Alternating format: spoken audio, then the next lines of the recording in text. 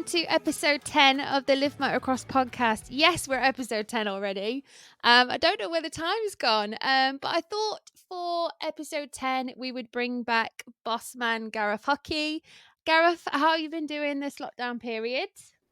I've been doing good. It's been an interesting time, shall we say. First time probably in my life since leaving school that there's been no stress of staff or running companies or something, which has been quite nice. And it's allowed us to sit back and look at things. And, you know, things are obviously going to be a lot different going forward in our world. But I think there's lots of positives out there that we can look forward to. Yeah, definitely. So 2020, I know there's been a lot of speculation flying around at the moment. Is it on? Is it off? ACU put another statement out last night. There's a lot flying around at the moment. What do you make of it? At the moment, there's too much flying around. I can't really understand the ACU, being brutally honest. I know people want information. We need to put information out there. But, I was very anti-devolved government, as in Wales and Scotland being independent because we're an island. And Boris, that I am a fan of, opened things up in England a few weeks ago. And we've seen the chaos and the carnage that's caused. Yeah. Some people are in our world I'm pretty embarrassed about and pretty ashamed of. But they took the opportunity to make some money, and I think it knocked our sport backwards quite a bit. Practice tracks, we know the rules. The rules are there, quite black and white. It doesn't say 100 people can meet in a field and ride bikes around. And that's frustrating. But I understand it's businesses and people need to make money. But I think, ideally for me, what would have been nice is if the UK made a decision that things would happen on June the 1st and things were going to happen on July the 4th.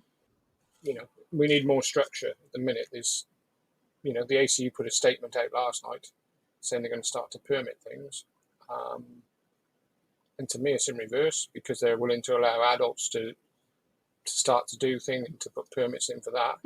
But COVID-19 doesn't have that much effect on kids, so all the experts are saying, yet kids aren't allowed to do anything. And it's all a bit strange. It's like it's a little bit rushed and unthought through. And my frustration is RHL run through events style stuff. As does Matt Bates and other people. Maybe we should be involved in some conversations because we love the ACU guys to bits, but they're not in the business. They're doing it as volunteers, as they keep telling us. And very much like me, I suppose their passion to get racing going is there. Get people back on their bikes is there. But sometimes as with me, my passion overrides my brain and, we rush to do things. And I think where we are with this, if we want any racing in 2020, we needed to be a bit more calm, a bit more structured. Maybe we wanted to be, telling people not to go out on their bike till June the 1st, just obey the rules. People wouldn't like it, but we've done 10 weeks of this now, so we've done the hard part. Exactly. And we're close. I would say it'll be interesting to see what happens with the figures if they go up with the deaths, because everyone we're speaking to around medical people are always expecting a little bit of a spike now. Fingers crossed that doesn't happen, and Boris has got us in front. But like I say, it's just from a sport point of view, we're all too eager to go out. I've seen stuff on Instagram and whatever, people going out practicing. And there is no social distancing, which it's no good thinking it isn't going to get you, because I bet we can all think of someone close to us that's gone through it. If they haven't had it, they've had someone die from it. If they personally haven't had anyone close to them, you still know someone in your street or in your town that has and that has died. And like I say, for Carly and Darren working for me, when we went in that hospital, and you're seeing a body bag being rolled out. Yeah. Even though we're stuck in the wilderness and the countryside, it does bring the reality of how easy it is to die from this thing. Yeah. That was going to But be one of my next questions to you. Obviously, we've seen a lot of practice tracks opening up and bits and bobs. Do you think it can be done safely when the distancing is applied and a limited amount of riders are allowed to ride in one day?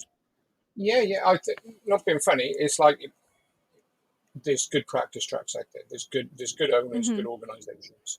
Um, look, if you look at, I've seen what Lee's trying to do at Apex. Yeah, he I'm seems to sure be doing a great job. the guys at 101, the guys at Fat Cats. Hmm. Fat Cats, not being funny, what an ideal venue, because they've got CCB. You could park your van. You could have your space. Yeah. Um, and then when you're riding a bike, I get that. It's not. No one's really in any contact with anyone, is it? Hmm. Um, and where we are now, I don't have an issue with practice tracks opening as long as, I don't see a problem with it now as long as they're open and they do that social distancing. But we all saw that shit on social media of that Eddie. Now, no disrespect, eh, there was no insurance for that, No. and I don't care what anyone says. You know, my other job as an expert witness, if I had to go to court, I would want to be on the people prosecuting him, not the people trying to defend him, because Yeah. pandemics rule out any insurance. Hmm. That picture of people queued up on the motorway. Yeah, that was What does that? dangerous in itself. That could have Yeah, caused an what? accident. But not even that. People. You could see people parked on top of one another when the pictures came inside, and Yeah. just imagine if one person had COVID in there. You know, all of a sudden we'd have had 100+ people. Hmm. Our sport gets a big enough kicking as it is. Hmm. Someone desperate for 25 quid off people to go riding. Yeah. You know, it's just the wrong signal. It's not professional, and it does impact on the other practice tracks. Then where you've got people trying to do it properly. Yeah, because there was another track owner that actually got arrested as well a couple of weeks ago, wasn't there?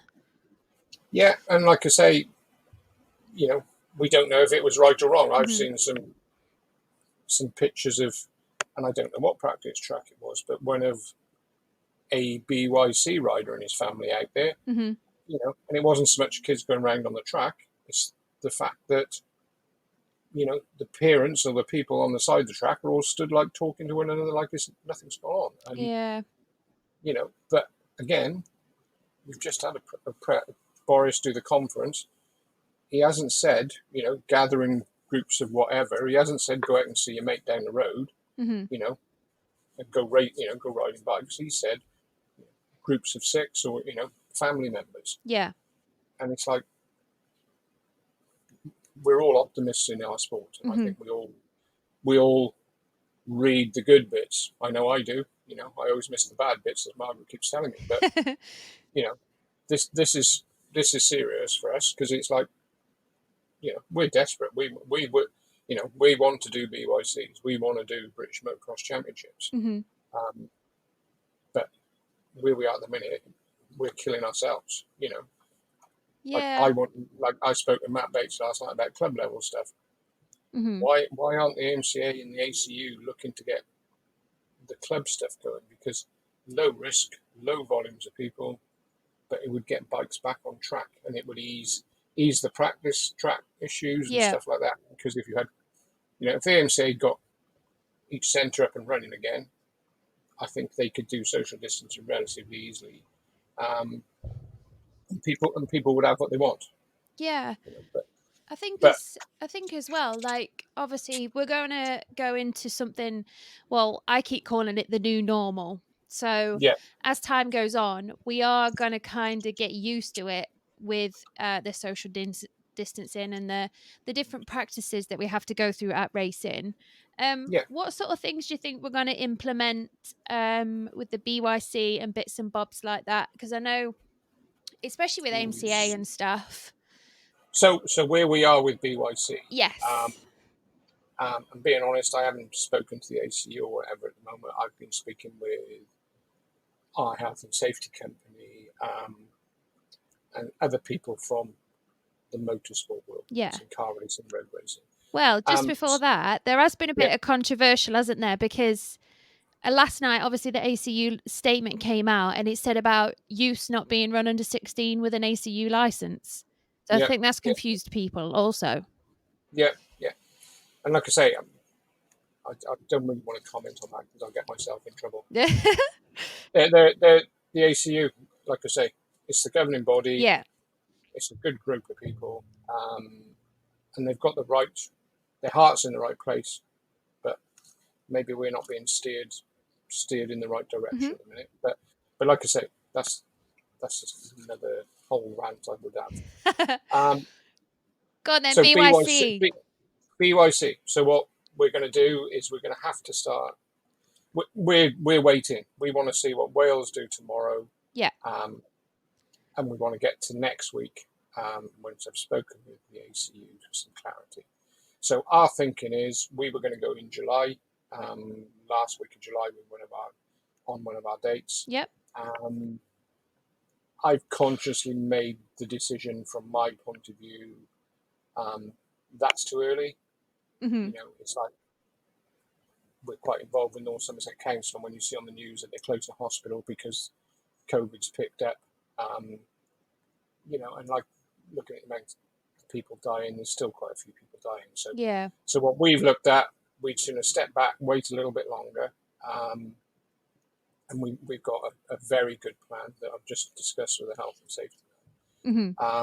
So the plan with the BYC is, we will start on our August date, Yep. um, and we hope, and again, it's ACU led, government led,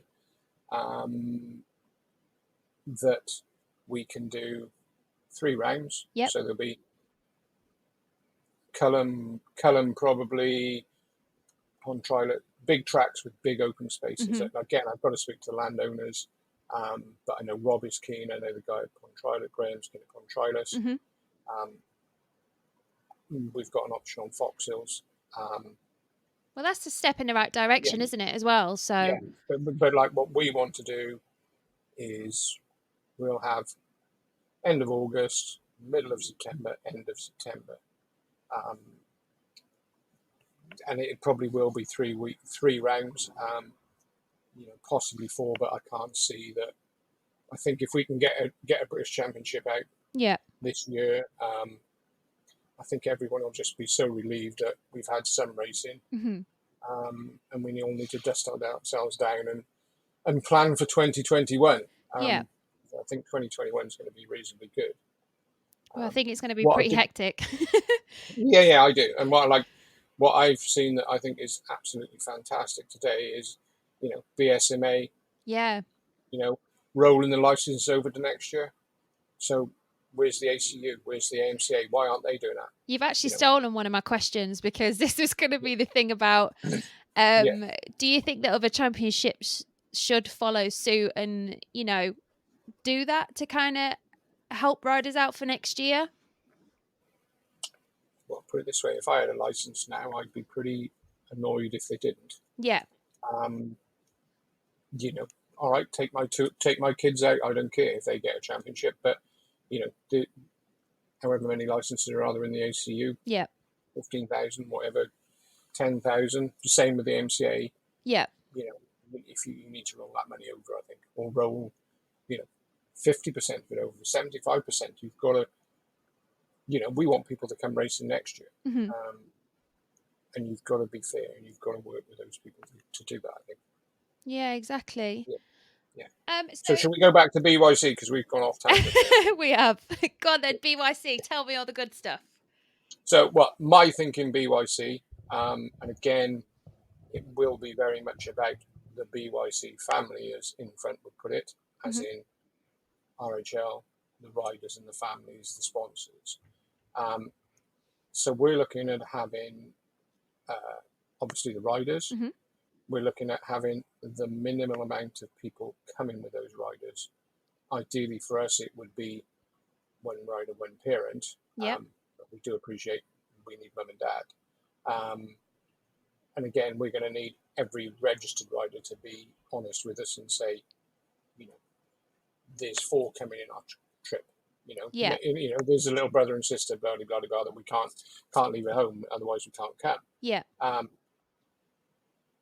And again, marshals, we're looking at, maybe people within the riders' families can come and marshal. Yeah. Because we pay that they can get some money out of it, to help towards the costs. Mm-hmm. But B, also lessens the number of people on site. Yeah. So, and then again around the racing part of it, the holding areas. We normally put 40 bikes in there, and everyone's on top of one another. Mm-hmm.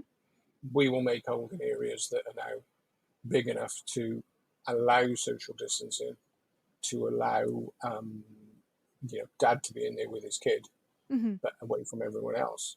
So the holding area leads to the work area, and the work area we're going to have to do something similar with. So Yeah. we can't have 40-meter work area. We're going to have 80-meter work area, Mm-hmm. or we have 2 work areas. So and racing then realistically, for my guys, they'll wear PPE to put start devices on and be on track. St. John's are already PP'd up and they know what they're doing. Mm-hmm.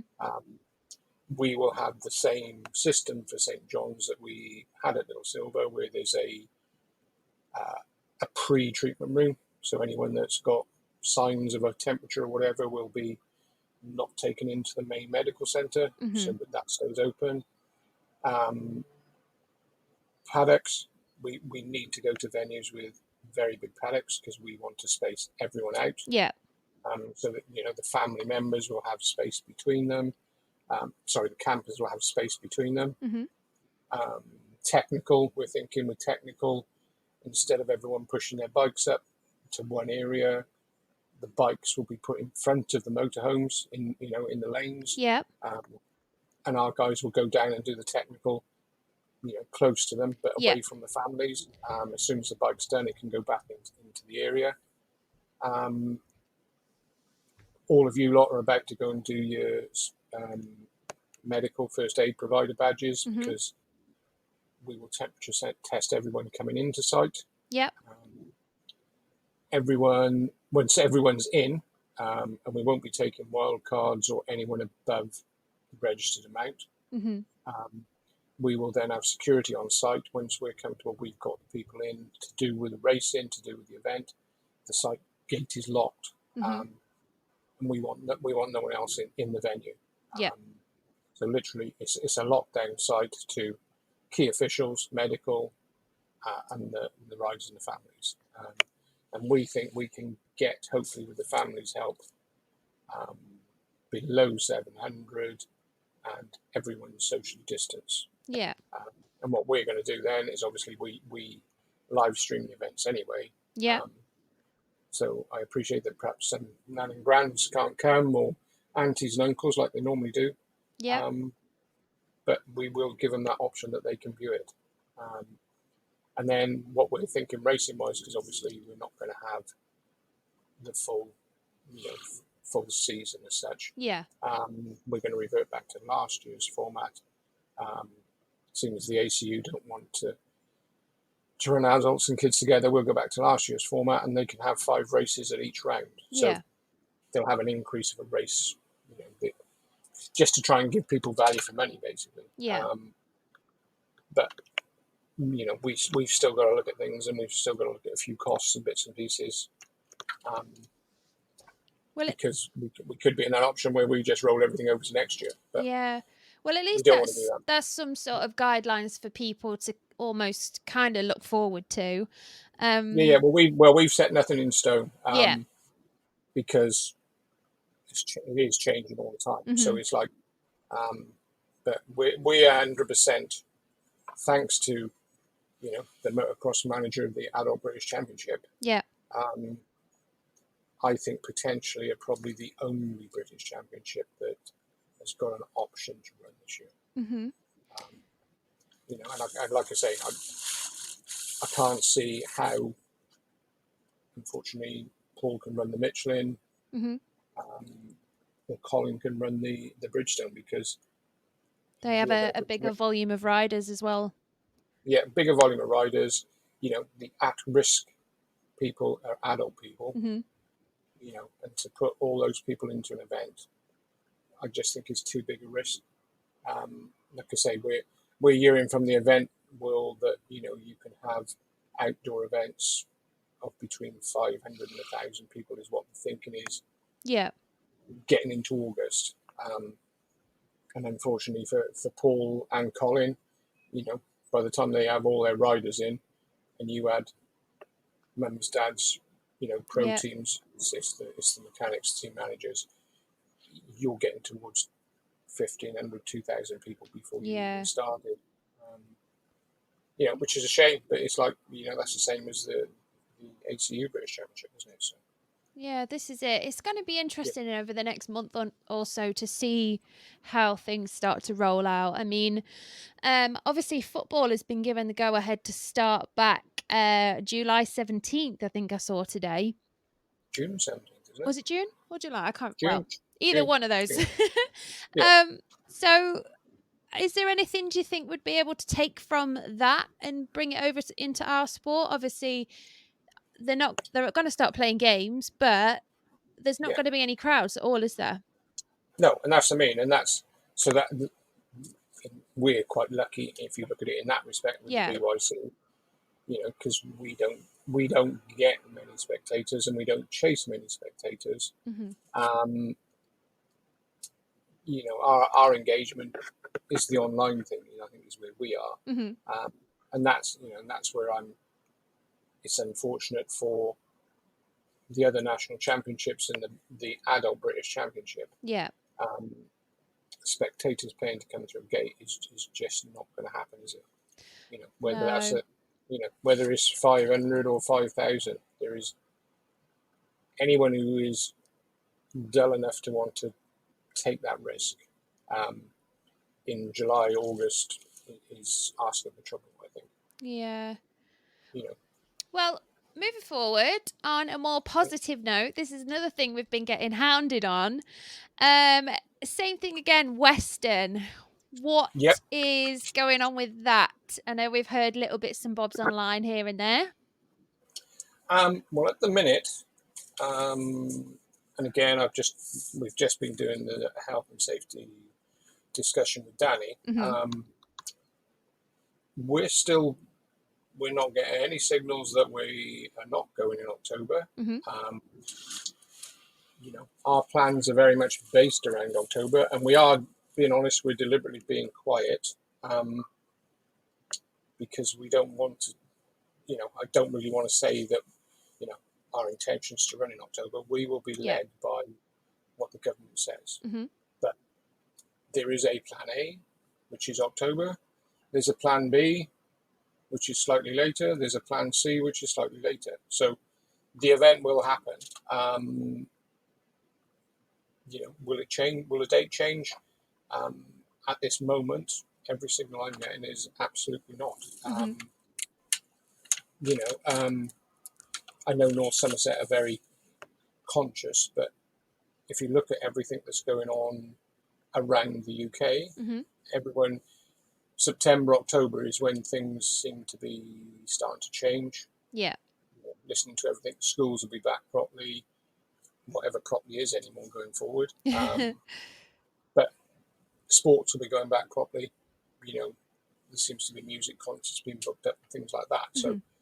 Um, so, and we're lucky because we're outdoors. We've got a lot of space.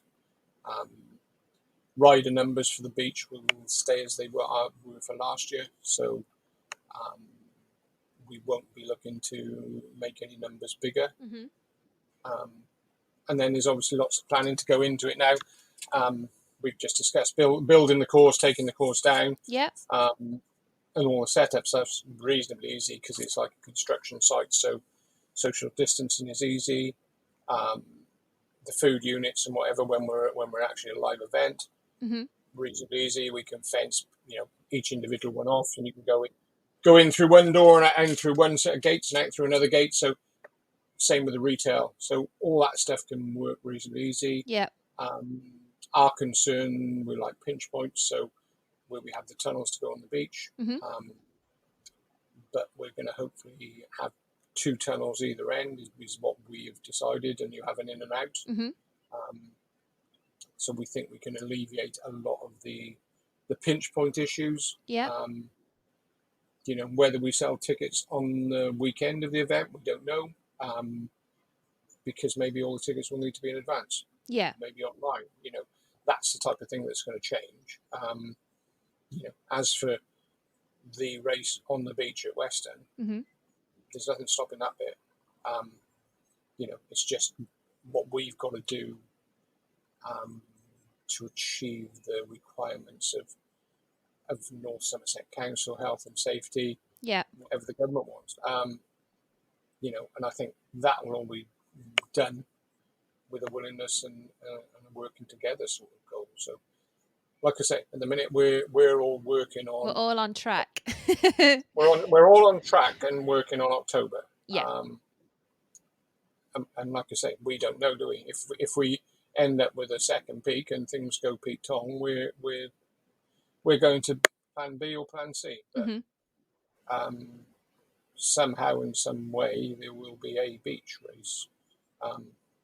Maybe it gets live streamed. Yeah, that'd be a first, wouldn't it? It'd be really strange, wouldn't it? Nobody on the beach, but Very.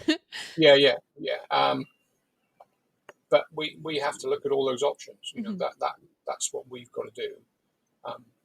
But being brutally honest, live streaming is no good for the event because the revenue is generated on the ground, if that makes sense. So, yeah.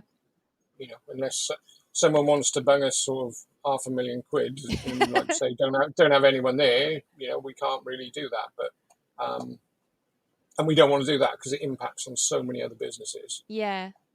Obviously, you've got all the food vendors and all the restaurants and hotels and everything at Western. Everything is going to take a hit, wouldn't it, if we did that? Yeah, and it's like 38 years we've been there, and it's probably this year more than any year for the businesses of Western. Mm-hmm. Like you say, the hoteliers and the restaurants. We will need the event, and I think we as RHL we're quite conscious of what we need to do to help the people, the businesses, the people of Western out. Mm-hmm. We know we get quite a few negative people about it, but it's a fantastic event in a fantastic town. So, I want the hoteliers and the people on the front still being there in another 10 years' time. So, yeah, that's what we've got to find a way to achieve. And I think we will, because like I say, North Somerset Council mm-hmm. are really good to work with at the moment. And I think they're sort of understanding what needs to be achieved. Yeah. Oh, defo. Well, tell me something a little bit more exciting then. What have we got going on for the future apart from planning for the rest of this year? For the future? Yep. Well, I did a bit of a story with MX Large, and where I was. So, for the future, taking all the crap from Little Silver, the adult kids British Championships needs to happen. Yeah. I was probably a little bit misquoted in the MX Large thing. So, ACU Motocross Committee guys, a very good bunch of people, but they're supposed to be for the sport. Mm-hmm. They're not supposed to be commercially minded.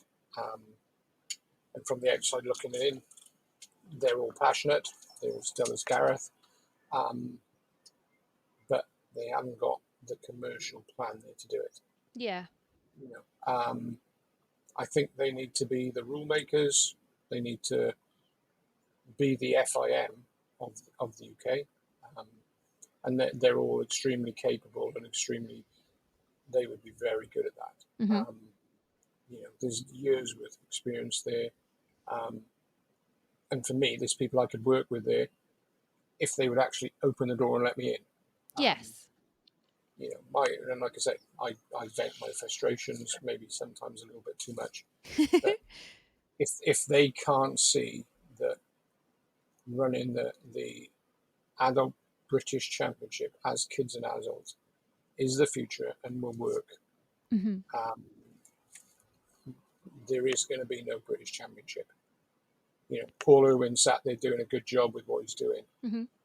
You've got the industry looking at it in like, you've got a non-British Championship, unfortunately for Paul, that is probably more professionally organised than the official British Championship. Yeah.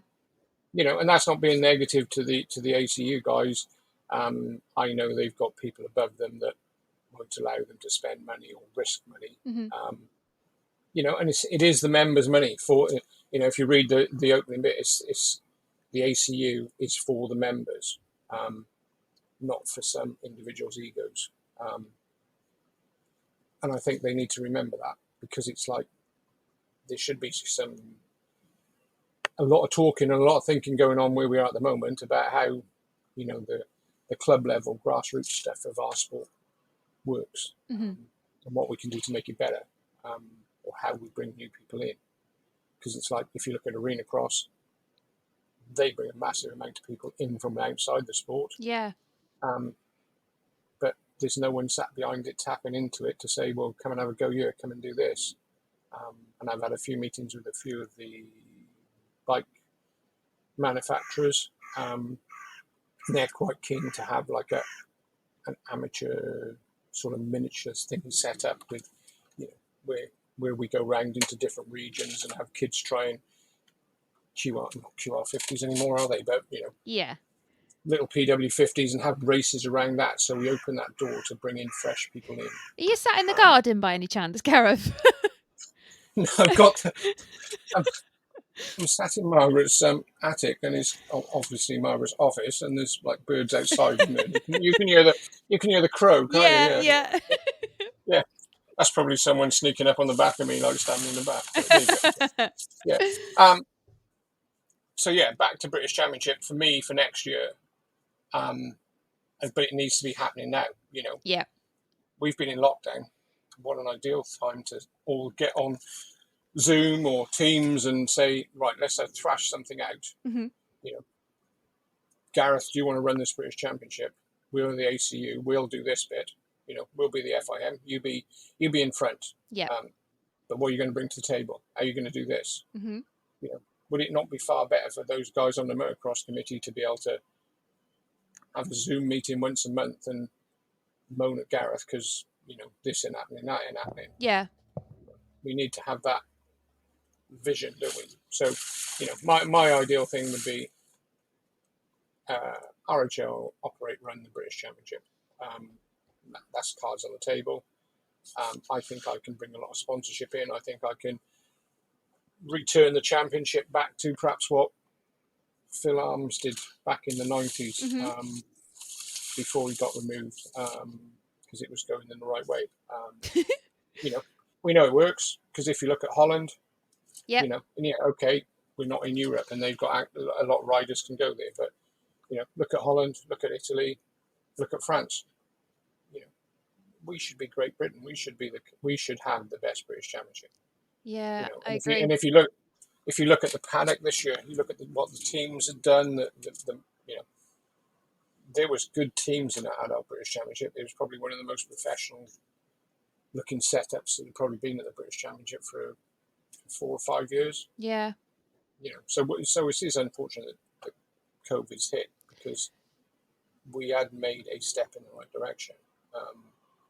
Just some people got extremely nervous about the fact that Little Silver was a little bit wet and things went wrong. But instead of looking at it and analysing it and doing an RHL good, bad, ugly of what went wrong, Yeah.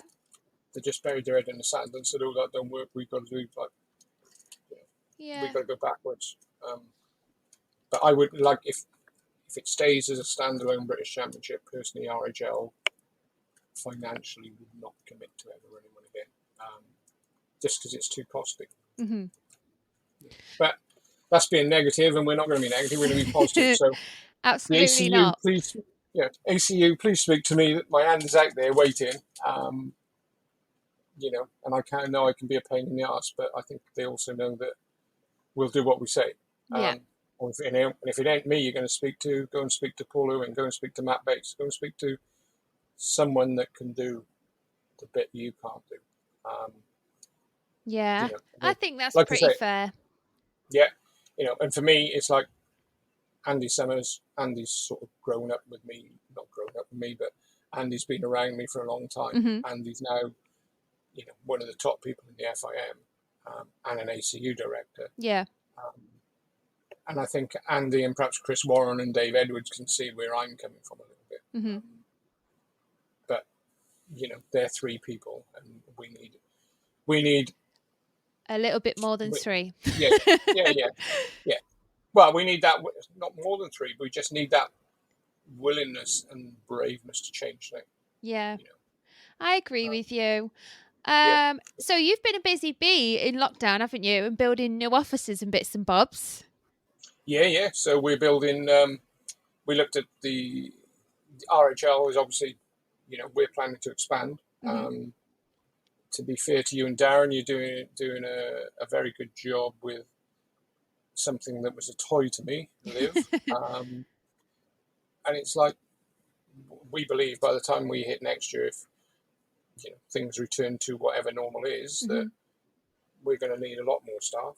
Um, if the ACU don't speak to me, well, we have other options, and we will probably look at those options. Hmm.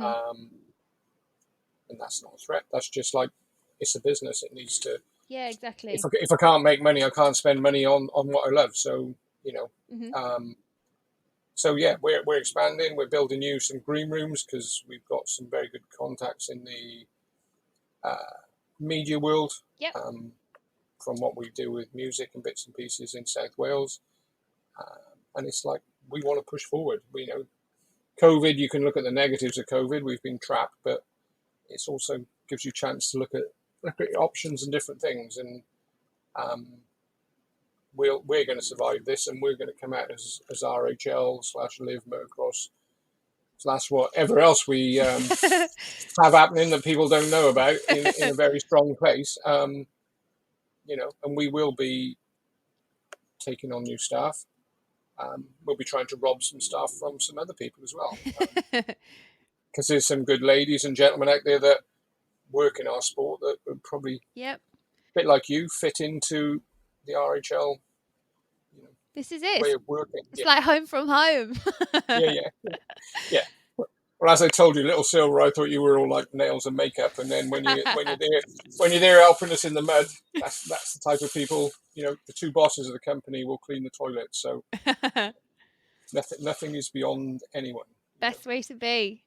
Yep. So seeing as you were the very first podcast guest on this new series that me and Barty have decided to create over lockdown, what's Yeah. been your favourite episode so far?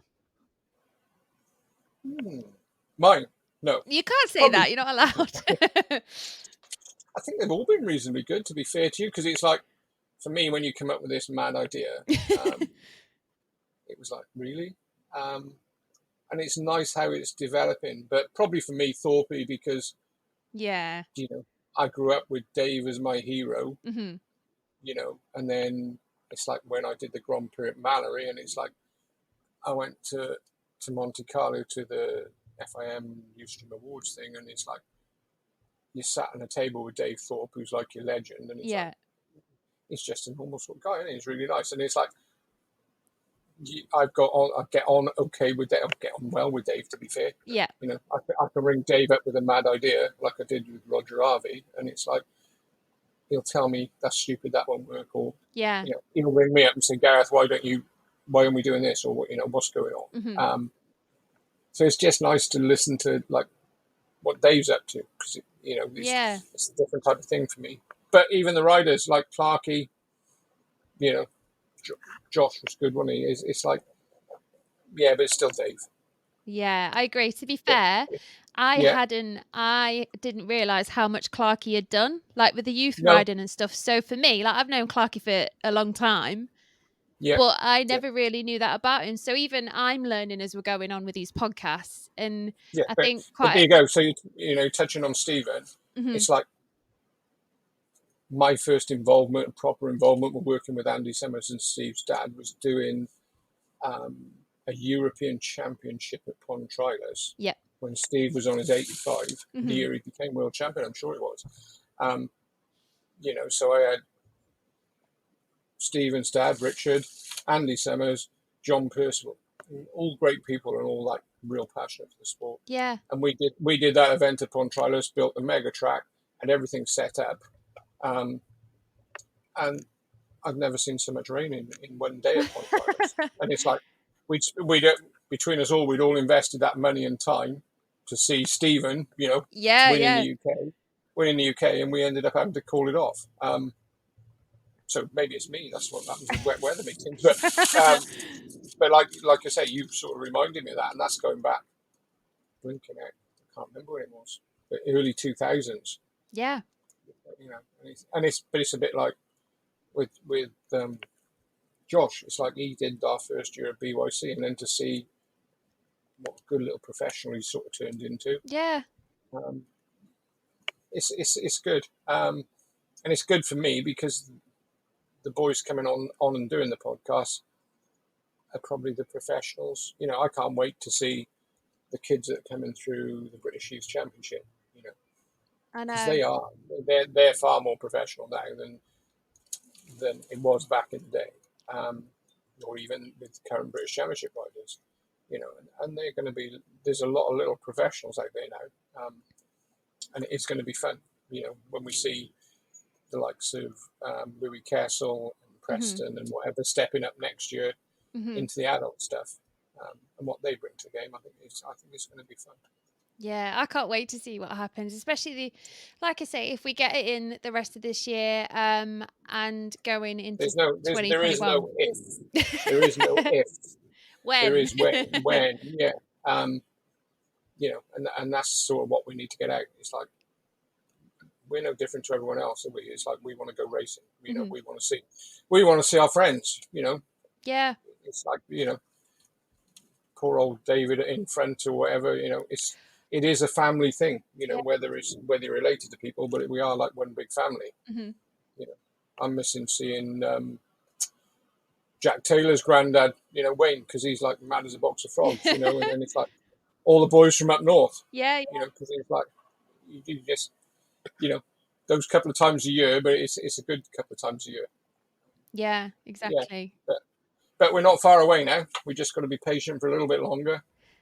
Yeah, That's it, and we'll be there. yeah. Well, I think that probably rounds up then episode 10. I can't believe we're on episode 10 already. Like, where is the time going? No, and you've been in lockdown, so you've been telling me you're bored. Note to self: never tell Gareth I'm bored. Yeah, correct. You did have a few emails every day, didn't you? Just to Yeah. keep you going. But yeah, That's it.